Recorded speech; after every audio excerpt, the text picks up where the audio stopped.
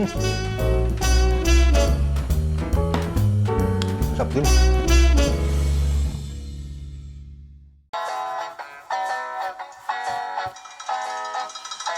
Olá, sejam bem-vindos a mais um vídeo do canal. Há algum tempo que não fazia nenhum vídeo e hoje vamos falar sobre profundidade de campo.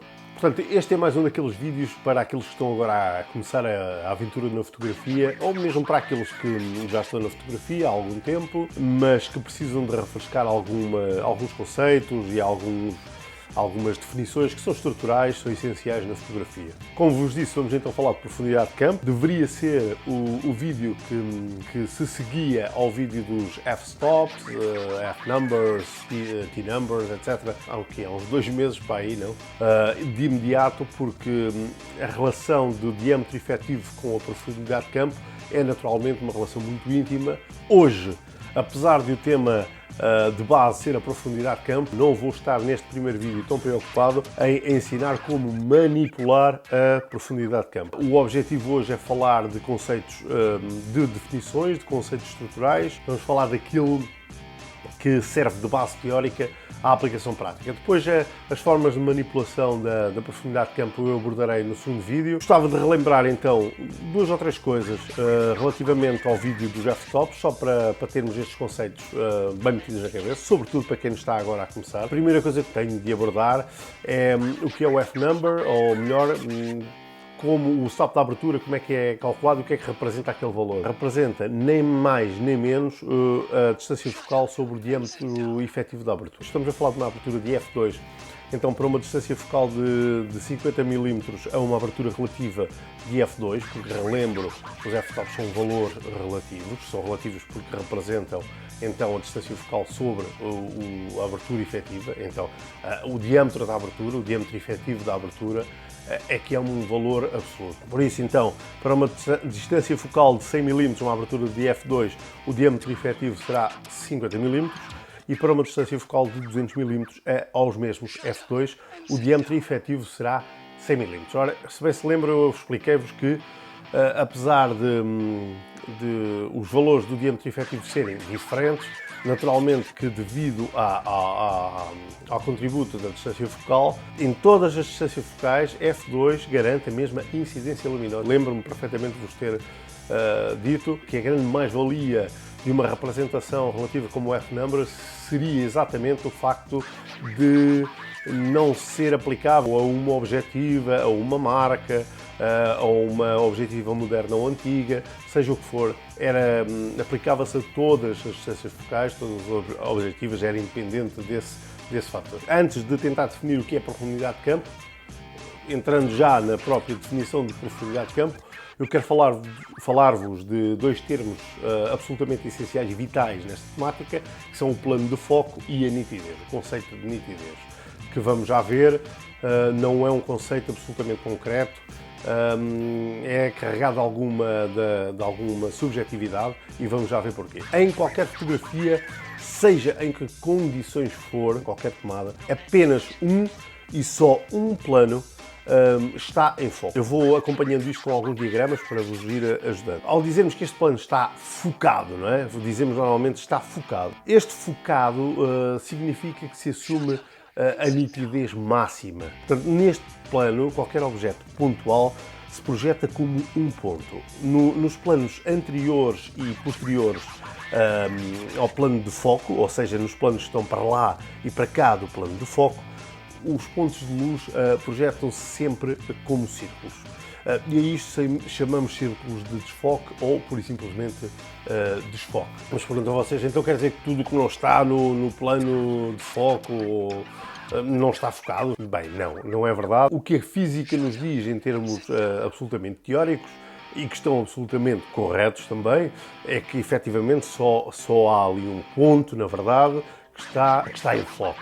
Contudo, infelizmente, a realidade é diferente porque contamos com um binómio cérebro-aparelho óptico para colmatar ou para percepcionar um foco aceitável, uma nitidez aceitável num determinado espaço que está para lá e para cá desse plano de foco. Digamos mesmo que em termos muito simplificados, que quando o desfoque não é grande o suficiente, tudo se apresenta dentro de um foco aceitável, dentro de uma nitidez e por isso este conceito de nitidez vai acabar por ser absolutamente essencial no entendimento do que é a profundidade de campo. Ora, para estes círculos, estas zonas de desfoque, que já não são projeções pontuais, mas que para nós ainda se apresentam dentro de foco aceitável, nós chamamos os círculos de confusão.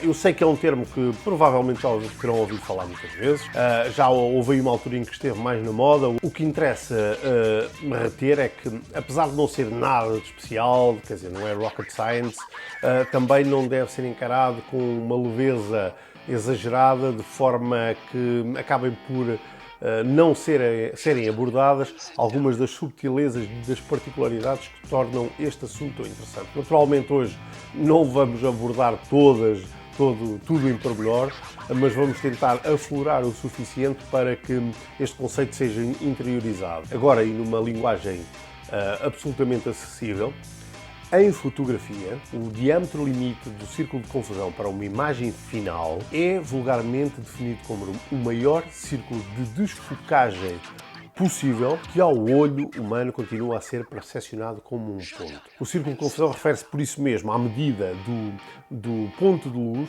que atinge o plano focal. E o plano focal, quando me refiro a plano focal, simplificando, estamos a falar ou do sensor ou do próprio filme. E nesta altura eu também não vou tocar na relação sensor-círculo de confusão, porque só ia gerar confusão, mas creio que é simples de entender que o menor círculo de confusão possível será sempre o tamanho de um pixel, porque na verdade, quer dizer, sempre que a luz cai no sensor não é possível ativar meio pixel, correto? Por isso, complicando só um bocadinho, por uns minutos, para chegar até ao valor do círculo de confusão, há muitas aproximações possíveis e as formas e fórmulas de cálculo do círculo de confusão variam até de autor para autor, variam às vezes até no tempo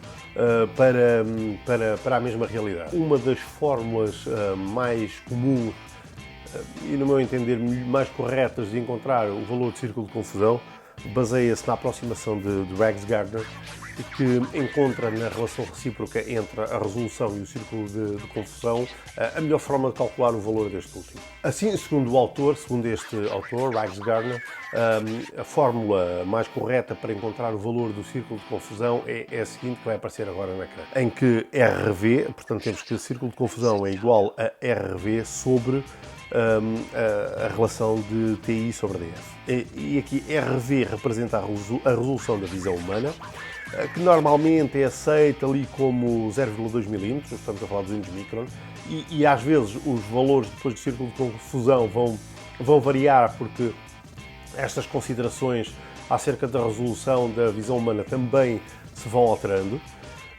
TI, então, representa o tamanho da impressão na diagonal e DF representa, então, o valor da diagonal do formato. Podemos estar a falar do sensor ou do filme. Por exemplo, então, para uma impressão de 25 cm de diagonal e uma câmara full frame, em que a diagonal do sensor são 43,27 mm, são aproximações, teremos qualquer coisa como o círculo de confusão ser igual a 0,2, a tal resolução da visão humana, sobre 250, diagonal da projeção final num papel, ou seja o que for, e a diagonal do sensor. E isto resulta num valor de 0,0346, que é aproximadamente 35 microns. Outros autores assumem que para chegarmos a este valor existem outras formas e outras fórmulas. E até existe uma fórmula que é mencionada muitas vezes, cuja qualidade é discutível. A fórmula de Zeiss moderna. E esta fórmula, como vão ver no ecrã agora, é representada por o círculo de confusão ser igual a D sobre 1500, em que, claro, o CDC que está ali é o círculo de confusão máximo aceitável. D é o valor da diagonal da superfície fotossensível, seja ela o sensor ou o filme. Ora, para o 35mm teríamos novamente qualquer coisa como CDC ser igual a 4327 sobre 1500, que dá 0,029, portanto aproximadamente 29 microns. Círculo de confusão ligeiramente menor do que o valor anterior. Duas notas, contudo, relativamente a esta fórmula de Zeiss. Eu já vou explicar porque é que estou constantemente a colocar as aspas no Zeiss. A fórmula de Zeiss original estabelece uma relação um bocadinho diferente entre a diagonal da superfície fotossensível e a constante 1500. Originalmente, então, a equação era CDC igual a D sobre 1730, onde este 1730 derivava da relação entre o formato 35mm, portanto os 43,27, e um círculo de confusão de 0,025mm.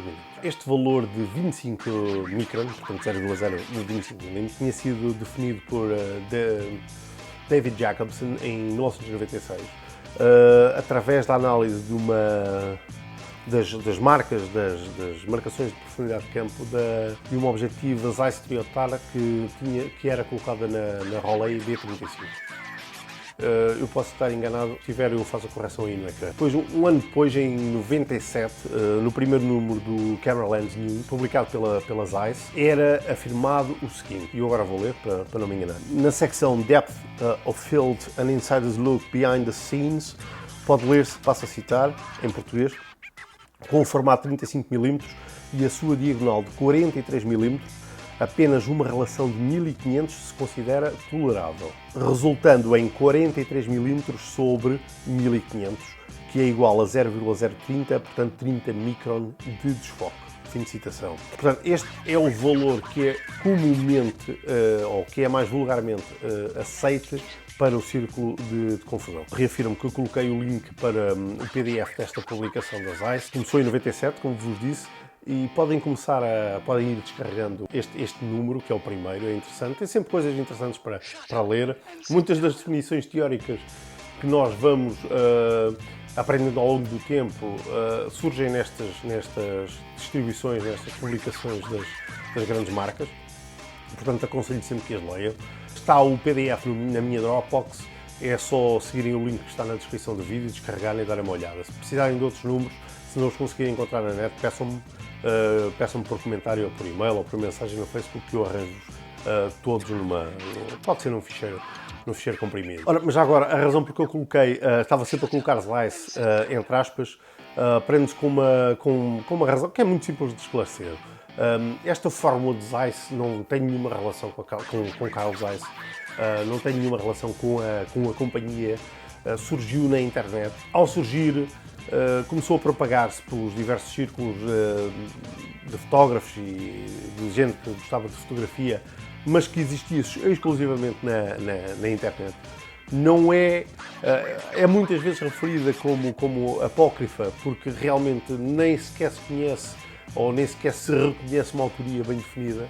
Portanto, no meio científico e de produção, ninguém a usa porque é uma fórmula que surgiu no seio da internet e mesmo fora destes círculos é muito raro alguém utilizar. Portanto, assim, em jeito de resumo, vou pôr aqui duas ou três coisinhas em inserção para resumir aquilo que estivemos a falar. Em fotografia, então, o diâmetro limite do círculo de confusão, normalmente referido em português por CDC, para uma imagem final é vulgarmente definido como o maior círculo de desfocagem possível que ao olho humano continua a ser percepcionado como um ponto. É exatamente aquilo que estivemos a falar até agora. Enquanto não detectamos o desfoque, a nitidez é considerável. O círculo de confusão depende também da acuidade visual do observador, ponto próximo, das condições de observação e do valor de ampliação da imagem original para a imagem final. Terceiro ponto do resumo, existem diversas aproximações ao cálculo do círculo de confusão. A que pessoalmente mais me agrada é a da Rex Gardner, que é também aquela que vejo mais vezes espelhada nos valores anunciados pelos fabricantes, embora com um valor mais elevado para a resolução visual, que é colocada nas 5,4 pares de linhas para cálculos de distâncias hiperfocais. E já estou a falar aqui de dois termos. Primeiro, é a forma como se mede ou se pode medir a acuidade visual, a capacidade de resolução humana. E falei aqui também do termo de distância hiperfocal, que é absolutamente essencial para o cálculo da profundidade de campo. Já vamos ver porquê. E que outras razões é que é importante conhecer o valor do círculo de confusão? Perguntam vocês. Porque é possível prever calculando, não é adivinhação, é possível prever a profundidade de campo fazendo uso da informação contida no círculo de confusão. As tabelas de profundidade de campo não são uma coisa do reino da fantasia, existem há muitos, mas mesmo muitos anos. Contudo, hoje em dia já não se usa tanto tabelas de profundidade de campo, usam-se mais apps para smartphones que naturalmente fazem todo esse trabalho sem vos darem grande carga. Aconselho-vos honestamente, sinceramente, que descarreguem 3 ou 4 aplicações diferentes para verem qual é que gostam mais. E usem-nas porque olhar para... e experimentem-nas em casa, mexam nos valores, coloquem distâncias focais diferentes, círculos de confusão. Provavelmente existe uma drop list para encontrarem o formato, os diversos formatos, e tentem perceber como é que um médio formato tem um valor de círculo de confusão completamente diferente, com 35mm, do micro 4/3, etc. Procurem mexer na aplicação, porque também vai ajudar a entenderem os conceitos, porque é um bocado andar de trás para a frente, ver o final e fazer o retrocesso até à origem, percebendo em que é que o tal contributo relativo de cada um dos termos influenciou no resultado final. Claro que há passos neste cálculo da profundidade de campo de que ainda não vos vou falar hoje, falarei num vídeo, não no seguinte, mas no outro a seguir, que já está a ser preparado, que é os valores de distâncias e planos hiperfocais. Não vou hoje abordar este tema, mas aviso já que este valor contido neste termo de que vos falei agora é essencial para o cálculo do valor da distância, da profundidade de campo. E pronto, vamos parar de falar de círculos de confusão, porque eu, na verdade, ainda quero definir o termo de que já vos falei 6 ou 7 vezes no vídeo, que se chama profundidade de campo. O foco e a nitidez para lá e para cá do plano de foco dependem naturalmente de diversos fatores, e um deles será naturalmente o controle do diafragma ou do valor da abertura. Também dependem de outras coisas, como a distância ao assunto ou da distância focal, mas hoje, por uma questão em explicação do conceito teórico e do porquê da profundidade de campo, vamos abordar ou aflorar apenas as questões relacionadas e que são consequência da manipulação da abertura do diafragma. A razão porque eu faço isto desta forma é porque é muito mais fácil entender o conceito de base, ou a justificação de base para a profundidade de campo, através de algo tão simples como o mais aberto ou o mais fechado. E esta base tem pura e simplesmente a ver com o ângulo de convergência da luz, se a luz é mais colimada ou mais convergente, e são exclusivamente estas questões que justificam os valores de profundidade de campo e o porquê da existência de uma ou de outra profundidade de campo.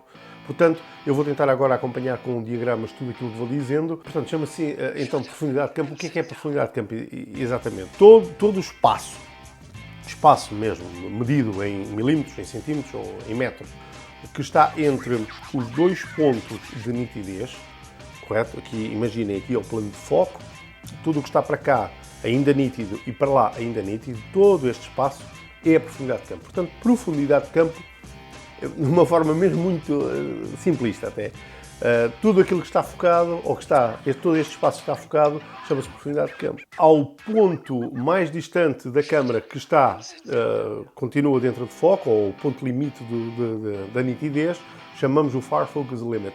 Ao ponto limite da nitidez para cá do plano de foco, portanto mais próxima da câmara, chamamos o Near Focus Limit.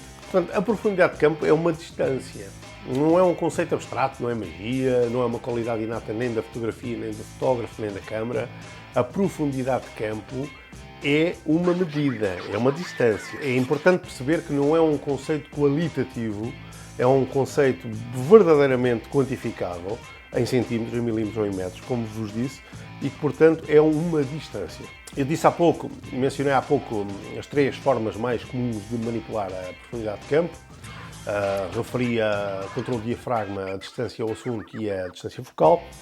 Mas se quiserem entrar ou aprofundar mais este assunto, por exemplo, numa forma muito interessante de manipulação de profundidade de campo, procurem algo que se chama o princípio de Scheimflug, exatamente, Scheimflug, que está relacionado com Theodor Scheimflug, um fotógrafo austríaco, acho que é austríaco, agora também não tenho certeza, e tem a ver com rotações de plano focal e coisas do género. É interessante, procurem no Google, quer dizer, é interessante, mais ou menos interessante, não é tão interessante como ir de férias. Resumindo e para terminar, profundidade de campo é uma distância, está dependente de valores de círculo de confusão, está dependente de valores de distâncias hiperfocais, etc. Está dependente inclusivamente da atividade visual, porque o conceito de nitidez é um conceito abstrato, não é um conceito absolutamente bem definido e balizado, de forma que aqui termina a nitidez, aqui começa a desfocagem. É uma coisa gradual. A profundidade de campo é, por isso mesmo, algo que, quando os fotógrafos começam a manipular mais seriamente e a contar sempre com o cálculo de alguns pontos que vamos ver nos vídeos seguintes para conseguir uma determinada profundidade de campo, é algo que vai sendo afinado. Não há uma medida que vai na cabeça e não, eu tenho que ser com esta abertura, ou com esta distância ao assunto, ou com esta distância focal para conseguir isto, e se for outra coisa qualquer, não existe. Não vou muito nas cantigas de sweet spots, não, esta é a melhor abertura que existe, o ISO só pode ser este. Tenham calma, não há regras absolutas na fotografia, pelo menos não há muitas, e as que existem servem para nos dar mais ferramentas, não para nos retirar. Portanto, uma regra que vos restrinja a determinado valor para determinado fator de controle de exposição é uma regra que não tem aplicação na realidade. Na realidade, as coisas são mais flexíveis e, à medida que vamos fazendo, vamos afinando. No próximo vídeo vamos falar de manipulação então da profundidade de campo, falando dos 3 fatores principais. Não os vou repetir porque já os disse montes de vezes. Vamos só abordar questões práticas, não vai ser nada de teórico. Tudo o que abordámos hoje tentem perceber. Se houve alguma coisa que eu expliquei que não ficou claro, por favor comentem ou digam qualquer coisa, critiquem, estejam à vontade. Aqui ninguém é devido. Um abraço para todos, obrigado por subscreverem o canal. Aqueles que não subscrevem, por favor subscrevam. Ativem as notificações, porque para o YouTube hoje infelizmente é quase necessário subscrever 2 vezes um canal para ser notificado da publicação de vídeos. Grande abraço a todos e fiquem bem, não é?